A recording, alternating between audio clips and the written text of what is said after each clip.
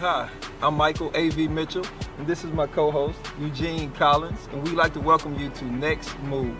Today we have Dr. Albert Samuels, political science professor at Southern University. And Eugene, what are the things that we're going to talk about today?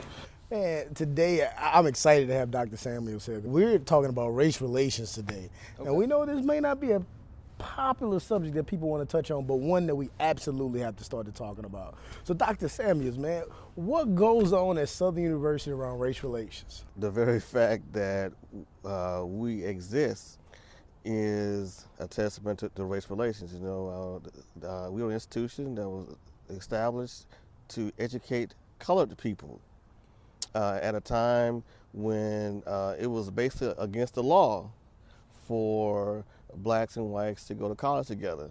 And so that's why we are historically black college and university. And quite frankly, all HBCUs, especially the ones that are publicly funded, are still fighting to justify our right to exist, especially in the era of post-Brown versus Board of Education. There are those who question whether or not institutions like ours are even necessary. So, I mean, our very existence is the byproduct of race relations. What are some things that you think would have to happen in Baton Rouge, Louisiana, in order for our race relations to improve? Well, you know, we are forever calling for a dialogue on race. And while I am all for dialogue, I have no problem with dialogue, we need to ask ourselves, why have the previous dialogues, to the extent that they have occurred, not been successful? And I think that part of this is that if we're going to have a dialogue, we need to have dialogue that's based in truth. We can't have dialogue in which people want to bring their ideas, whether or not they're correct or not, and regardless of what the truth is, nevertheless want their ideas respected and held as true even when they're not. The bottom line is that the foundational principle that this country was based upon is the foundation of white supremacy. That is the foundational truth that this society was based upon. And as simple as that may seem, it is astonishing how unwilling many Americans are to acknowledging that. Even many so-called liberal Americans do not acknowledge the extent to which that is the foundation. We treat race as if it's an anomaly, like it's the exception to how America normally operates, as if it's the room in the house that we don't let company see. Yeah. You see? But that misses the point. Race is not just the ugly closet that we don't want people to see. Race is in the foundation. It's the lawn that they walk of the house. Before they get to the house. Race is in the mortar mixed with the dirt that makes the cement in the house. Wow. Race is in the electrical system of the house. It's in the plumbing system of the house. And so when we think of it that way, it's hard not to see the many ways in which it affects so many aspects of our society.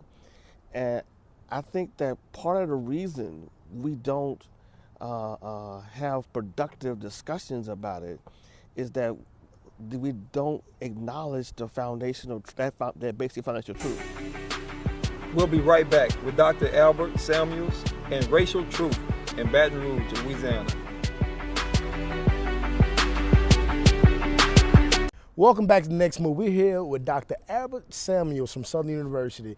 And man, we were talking about that racial truth before we left for break, right? And something you said I want to pull out of, because I know a man as intelligent as you never say anything without being very strategic in what you say. And something you said when you first opened up that I caught was that, Southern University was an institution formed for colored people, not African American. You said colored, so I want to kind of touch on that, but I want to add a little caveat to that as well. I read a book once that talked about Thomas Jefferson coining the term race to justify slavery here in America. This is the same person who's considered the father of the Declaration of Independence, right? Yeah. So when we talk about those factors, then you hear the term all men are created equal, right? But he wasn't talking about African Americans when you look at that in a historical sense. Right. He always thought that African Americans should go back to Africa. And a lot of people don't get that. So when he was talking about that in the Declaration of Independence, he never was thinking of the African Americans staying here in this country. When many of the people in the founder generation were saying when all men are created equal, they purposely did not mean black people. Now, at least black men had a place in America. It was as slaves. Indians had no place. And so race and nation were very much a part of the American Revolution. Actually, it was actually central to forging the unity between the English colonists, who were divided among themselves. And though we're taught at half-truths that the war was about inalienable rights, taxation without representation, all of that is true. But once the fighting started, that wasn't by itself sufficient to keep the unity together, to keep the revolution going. And so part of the way they did that was by stoking fear of slave insurrections and the Indians, who, by the way, the British sometimes did promise some of the slaves that they would be set free if they joined His Majesty's cause. So actually, there is no disunity in some way between Jefferson on one hand saying all men are created equal, and at the same time saying that black people were inferior. The problem is solved by simply saying that they did not intend for us to be included in the men who were all equal.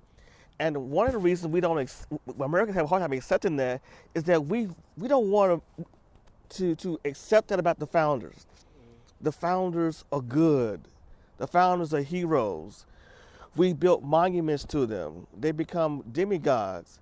And so at best, we're willing to admit they were flawed, but we don't want to admit that was at the core, the foundation of our A.V. Mitchell. I'm Kayla Carter. And I'm Eugene Collins. And we're the hosts of a new interactive, informative, and empowering show called The Next Move. Your source for solutions to improve our streets, our schools, our neighborhoods, our churches, and solutions to make you an even better person. Join us Tuesday, January 16th at 6 p.m. as we discuss keeping your kids out of prison with Councilman Lamont Coe. In community service with Kirk Ephraim of It Takes a Village. Including a motivational moment and entertainment moves. Don't miss The Next Move, your source for solutions on Heaven 1460 WXOK.